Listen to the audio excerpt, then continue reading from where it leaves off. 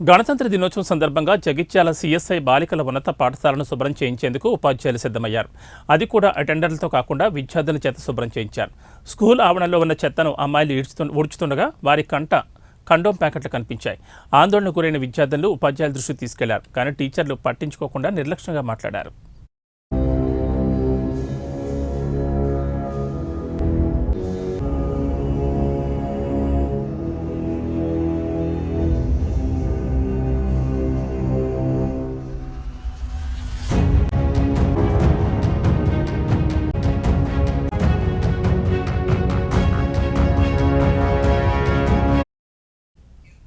ఈ విషయం ప్రతినిధులకు, విద్యార్థుల తల్లిదండ్రులకు తెలిసింది. దీంతో పాఠశాల హెడ్ మాస్టర్ సిఎస్ఐ చర్చ్ సెక్రటరీని ప్రశ్నించగా సమాజంలో ఇదంతా సమాజమేనని, దానికి మేము ఏం చెయ్యాలని నిర్లక్ష్యంగా మాట్లాడారు.